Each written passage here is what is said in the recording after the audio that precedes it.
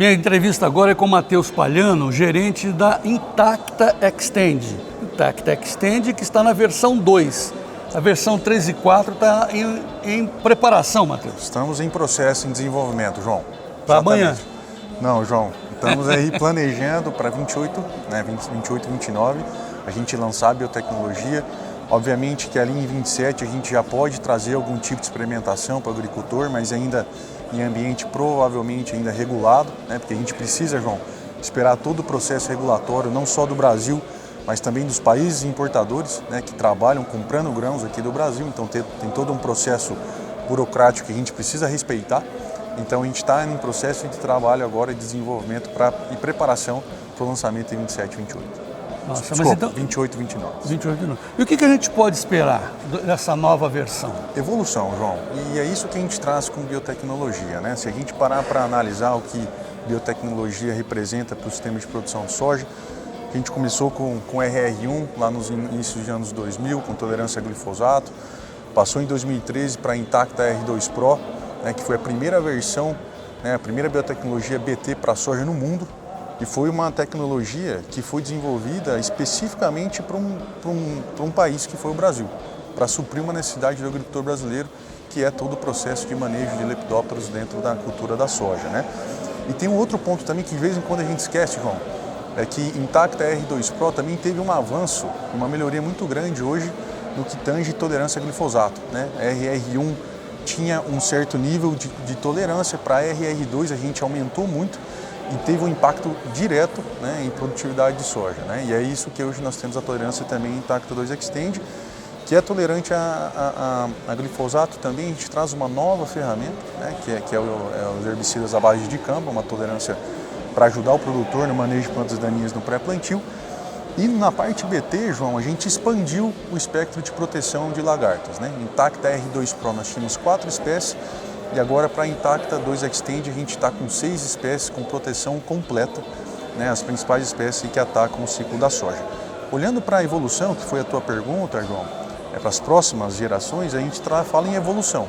O que é evolução? Aumentar o espectro, né, de proteção contra as principais lagartas do ciclo da soja. A gente também tem alguns projetos olhando também para percevejo, mas isso um pouquinho mais para frente. E da parte de herbicidas também trazer novas opções para o produtor, para que ele tenha mais opções para manejar a planta daninha no ciclo da soja. Você falou agora que a Intacta atual, né, já está com o espectro de pegar 6 lagartas. 6 lagartas. Quais são? Então vamos lá. Então a gente está falando de Spodoptera cosmioides, Helicoverpa armígera, Chrysodeix includens, Chloridia, Anticárcia e faltou uma aqui que é a broca, Croccidocena. Então são 6 espécies. Que é a broca. Que é a broca. Tá. Não, eu digo isso porque a gente aprende com as críticas. Isso. E os produtores fazem uma confusão e criticam. Ah, perdi a eficiência, né, da Intacta. Qual é a sua resposta para uma colocação dessa? Perfeito. Então, hoje, quando eu fiz de propósito, né, João, de falar um nome científico das vamos falar os nomes populares. Nomes populares, e esse é o ponto, porque quando a gente fala do desenvolvimento de tecnologias BTs, João, as tecnologias BTs ela tem alta especificidade. Então, o que eu estou querendo dizer com isso? Tá? Vamos pegar o exemplo da família de Spodopteras, tá bom? A lagarta do cartucho, né? Que é a frugiperda. Hoje, Intacta não tem nenhuma ação contra a frugiperda, mas ela tem contra Spodoptera cosmioides, da mesma família, que mas o povo espécie conhece diferente. como? Lagarta preta. Então, por que isso eu estou falando? Às vezes o produtor... Então não pega cartucho, mas pega preta. Exato. Tá. E a mesma coisa com falsa medideira. Hoje a gente tem uma proteção gigantesca contra a Chrysodeix. Porém, Hack Plus Endo, que também é das falsas medideiras... Troca miúdos, troca para o português aí. Tem proteção para... Chrysodeix includens, falsa medideira. Falsa medideira. Mas a família das falsas medideiras, elas têm mais que uma espécie. Então, a nossa tecnologia BT, hoje, ela confere tolerância à Chrysodeix, mas não a Hack Plus, que é uma outra falsa medideira. Então, a gente tem que tomar um cuidado na questão das especificidades das lagartas. Mas, claro, o produtor profissional quer melhorar. O que ele poderia fazer para melhorar a eficiência dessa tecnologia que está na mão dele? Perfeito. Aí o que a gente está trabalhando muito que é o manejo integrado de pragas, João. Então, o fato de a gente trazer variedades BTs que têm proteção contra a lagarta não vai fazer que o produtor não tenha que fazer monitoramento, não tenha que estar lá olhando se está presente alguma espécie de lagarta que não é alvo da tecnologia. E se porventura o produtor vê uma pressão de Spodoptera fujiperda, ou de alguma outra lagarta que não faz parte das lagartas que comunicamos de proteção, aí o produtor tem que de fato entrar com o manejo. Produtividade, porque normalmente o produtor quer mais grãos, evidente. E a lógica me diz que você vai ter mais grãos se você reduzir as perdas. Perfeito. Existe um ganho de produtividade além das perdas? Perfeito, João. Se a gente olhar nos últimos anos, o que a gente teve de incremento de produção no Brasil foi uma coisa gigantesca, né? E quando a gente para analisar, assim, qual que foi o fator que de fato influenciou esse ganho de produtividade? É impossível você elencar um só, João, porque a gente teve melhoramento genético, novas variedades vindo para o mercado, a gente teve biotecnologia trazendo novas ferramentas para o agricultor, a gente teve lançamento de novos produtos fitossanitários, seja ele fungicida, inseticidas, herbicidas que são mais seletivos para a cultura. Tem todo o manejo de solo que hoje o produtor brasileiro está ficando expert no mundo inteiro em como manejar de forma eficiente o solo. E tem todas as ferramentas digitais que nós temos aí hoje disponível, que está agora num processo de explosão no Brasil. Então, assim, quando a gente coloca todos esses fatores trabalhando concomitantes, é impossível a gente elencar um. Porém, todos eles têm sua devida relevância, seu fator de significância dentro desse processo, né? E todos eles vêm ao encontro do que você está falando, né?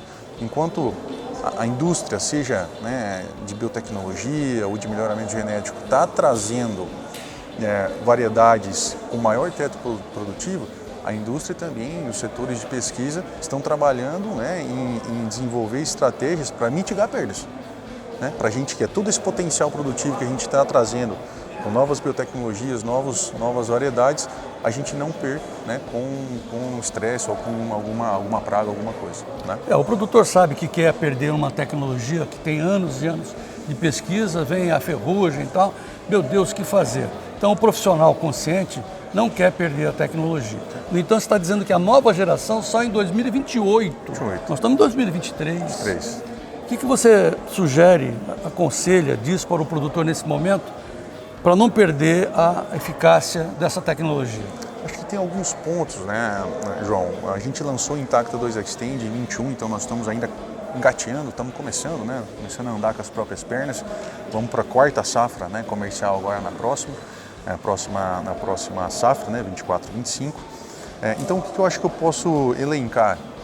O fato de a gente trazer novas biotecnologias não faz com que a gente deixe de lado as boas e velhas boas práticas agrícolas, que é você de fato trabalhar com monitoramento, trabalhar com manejo integrado de pragas, todo o manejo fitossanitário da cultura, fazer segundo a bula do produto, seguindo a recomendação do técnico responsável pela essa área. Então acho que as boas e velhas boas práticas agrícolas, ela é uma realidade que a gente tem que conversar.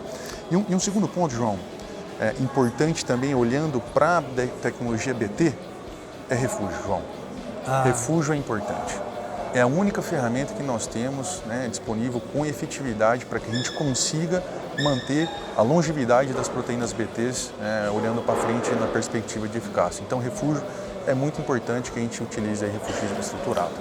Matheus, quero aproveitar seu conhecimento, vamos misturar as coisas, Claro que nós estamos falando de sementes, Estamos falando da Intacta. Mas eu queria falar um pouquinho, ver se tem alguma informação que acrescente no setor de fungicidas. Perfeito. Ferrugem asiática, vocês conseguem ajudar a gente aí? Existem projetos, João, acho que a Bayer não é a única trabalhando na questão de ferrugem, tanto na perspectiva que nós chamamos aqui de traits nativos. O que é um trait nativo?